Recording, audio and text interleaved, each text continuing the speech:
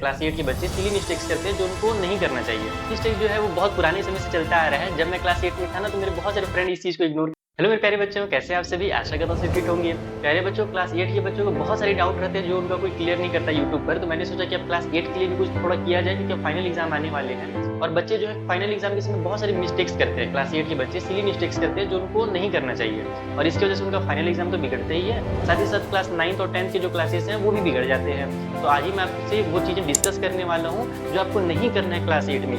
जो final exam की अगर आप तैयारी में लग गए हो तो इन चीज़ों को अवॉइड करना है आप लोगों को, ताकि आपका एग्जाम भी बहुत अच्छा जाए और आगे आपका फ्यूचर भी बहुत ब्राइट हो। अगर वीडियो आपको पसंद आता है तो अपने फ्रेंड्स के साथ भी शेयर कीजिएगा ताकि उनको थोड़ा सा बेनिफिट मिल सके और लाइक वगैरह करना बिल्कुल ना भूलिएगा, जैसे मैंने आपको पहले ही बताया है। तो देखो, सबसे पहला जो बच्चे मिस्टेक्स करते हैं वो ये है कि वो क्लास 8 को लाइटली लेते हैं। क्लास 8 को लाइटली किस तरीके से लेते हैं? देखो, मैं आप जानती हूँ मैं 10th को भी पढ़ाता हूँ, 9th को भी पढ़ाता हूँ। तो जब बच्चे 9th और 10th में जाकर के सीरियस पढ़ाई करना चाहते हैं ना तो बहुत ज़्यादा डिप्रेस हो जाते हैं। क्यों हो जाते हैं? क्योंकि उन्होंने क्लास 8 में अच्छे से फॉर्मूलाज को याद नहीं किया है। क्लास 8 की मैथ्स में अगर आप सर्कल नहीं पढ़ोगे तो क्लास 10 में जाकर के आपको स्क्वायर नहीं, कोई नहीं समझ में आएगा। इसीलिए आप लोगों को क्या करना है, क्लास 8 को बहुत अच्छे से सीरियसली लेकर के पढ़ना है, क्योंकि यहाँ पर जो बेसिक्स आपको क्लियर होगा ना वही क्लास 10 में आपके काम आने वाला है और वहाँ पर फिर जो बोर्ड्स हैं उसमें आप टॉप कर पाओगे। तो क्लास 8 को पहले तो आप लाइटली बिल्कुल भी मत लीजिए, पहला मिस्टेक है। सेकेंड मिस्टेक जो बच्चे करते हैं क्लास 8 में वो लैक ऑफ ऑर्गेनाइजेशन होता है। इसका मतलब ये हुआ कि जैसे अगर आपको चैप्टर नंबर 10 पढ़ना है तो चैप्टर नंबर 10 के देखोगे, मैं बहुत सारे बच्चों को देखता हूँ कि आधे नोट्स उनके रफ कॉपी में रहते हैं, आधे एक दूसरे कॉपी में रहेंगे, आधे उनके नोट्स जो होंगे फेयर कॉपी में रहेंगे, कुछ जो है वो बुक नहीं कंप्लीट कर लेते हैं। तो उसको बोला जाता है लैक ऑफ ऑर्गेनाइजेशन। अगर आपको चैप्टर नंबर 10 पढ़ना है, आज आपने प्लानिंग कर लिया कि ये चैप्टर कंप्लीट करना है, तो आपका सारा का सारा मटेरियल जो एक जगह पर होना चाहिए। आप चीज़ों को ऑर्गेनाइज करके रखो, नहीं तो फिर एग्जाम के टाइम पे आप फिर बहुत ज़्यादा कंफ्यूज हो जाओगे, टेंशन होने लगेगा, अरे यार इसका आधा क्वेश्चन तो यहाँ है, आधा कहाँ चाहे गैप हो गया। तो आपको ऑर्गेनाइज करके रखना है, नोट्स को बहुत अच्छे से कंप्लीट करके रखना है। थर्ड मिस्टेक जो है वो बहुत पुराने समय से चलता आ रहा है। जब मैं क्लास 8 में था ना तो मेरे बहुत सारे फ्रेंड इस चीज़ को इग्नोर करते थे। वो क्या करते थे, अपने हेल्थ को इग्नोर करते थे। जब एग्जाम आता तो एग्जाम के सुबह वो बीमार पड़ जाते थे। तो ऐसा बिल्कुल नहीं करना है, आपको चीज़ों को थोड़ा थोड़ा पढ़ते रहना है, अपने डाइट को हेल्दी रखना है, अपने शेड्यूल को हेल्दी रखना है। एग्जाम के दिन आपको बीमार बिल्कुल भी नहीं पड़ना है। और बीमार कब पड़ते पता है बच्चे? जब उनको टेंशन होता है बहुत ज़्यादा, वो चीज़ों को पहले से पढ़े नहीं रहेंगे, रात भर जा करके पढ़ने लगते हैं जब एग्जाम आता है। तो ये चीज़ें आप अवॉइड कीजिएगा। खाने पीने का पूरा ध्यान रखिएगा। दूध हो सकता है दूध पीजिए, आप लोग क्लास 8 में बहुत ज़्यादा जरूरी है बच्चों के लिए दूध पीना। तो इन सब चीज़ों को ध्यान में रखना है और अपने हेल्थ को बहुत ज़्यादा ध्यान रखना है। आप एग्जाम के समय अगर बीमार हो गए तो आप कितना ज़्यादा साल भर मेहनत किए रहोगे ना, आपका पूरा वो 3 घंटा बर्बाद हो जाएगा। तो आप लोगों को एग्जाम के समय अपना हेल्थ का पूरा ध्यान रखना है। आप पूरा अच्छे से अपना खाना पीना मेंटेन करें।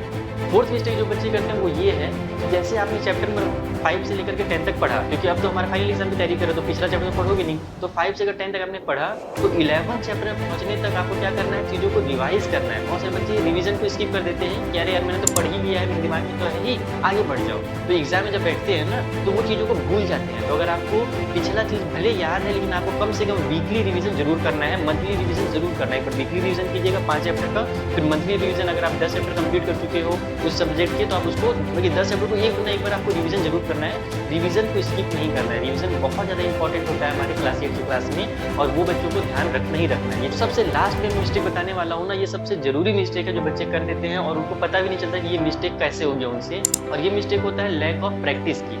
प्रैक्टिस यानी कि इनकम्प्लीट प्रैक्टिस कह सकते हो आप इसे।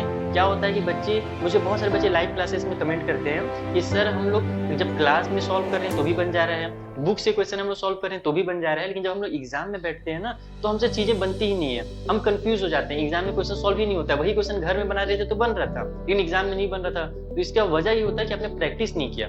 तो कैसे प्रैक्टिस करना है भाई? बुक से केवल प्रैक्टिस नहीं करना है, आपको क्वेश्चन पेपर को सॉल्व करने की प्रैक्टिस करनी है। आप क्या कीजिएगा, जैसे अभी मैं अपने क्लासेस में लाइव जो क्लास चल रहा है उसमें मैं बहुत सारे सैंपल पेपर की प्रैक्टिस करा रहा हूँ। तो अगर आपके पास प्रीवियस ईयर के क्वेश्चन पेपर मिल जाते हैं आपके भैया दीदी से तो आप वो सॉल्व कीजिए। रूम में अपने आप को बंद कीजिए, 3 घंटे समय दीजिए कि मैं 3 घंटे में इन क्वेश्चन को सॉल्व कर पा रहा हूँ कि नहीं कर पा रहा हूँ। एकदम अपने आप को एग्जाम का जो माहौल होता है ना उसमें डाल दीजिए उसका 3 घंटे के अंदर, और एकदम ऐसा कीजिए कि जैसे आप एग्जाम दे रहे हैं। उसके अलावा जो मैं सैंपल पेपर करा रहा हूँ आप उसको सॉल्व कीजिए। तो जब हम लोग क्वेश्चन पेपर को सॉल्व करते हैं बच्चों ना, तब हम लोग जाकर के एग्जाम में फिर क्वेश्चन पेपर को सॉल्व कर पाते हैं। अदरवाइज वही क्वेश्चन आप रूम में बना लोगे, अपने घर में बना लोगे, लेकिन एग्जाम में नहीं बना पाओगे।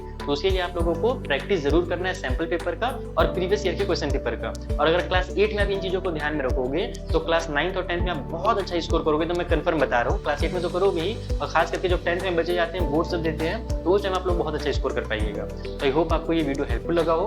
अगर आपको हेल्पफुल लगा हो तो अपने फ्रेंड्स के साथ जरूर शेयर कीजिए, उनको भी बेनिफिट पहुंचाइए और मुझे भी थोड़ा सा मोटिवेट कीजिए शेयर करके। चलो बच्चों, मिलते हैं नेक्स्ट वीडियो में, तब तक के लिए थैंक यू फॉर वॉचिंग। और अगर कुछ मिस्टेक छूट गए हो जो आपको लगता है कि ये मिस्टेक आप कर रहे हो या आपके फ्रेंड्स कर सकते हैं, तो आप उसे कमेंट बॉक्स में जरूर बताइएगा ना, ताकि आपका जो नॉलेज है वो आपके फ्रेंड्स तक पहुंच सके। मिलेंगे नेक्स्ट वीडियो में, तब तक थैंक यू वंस अगेन।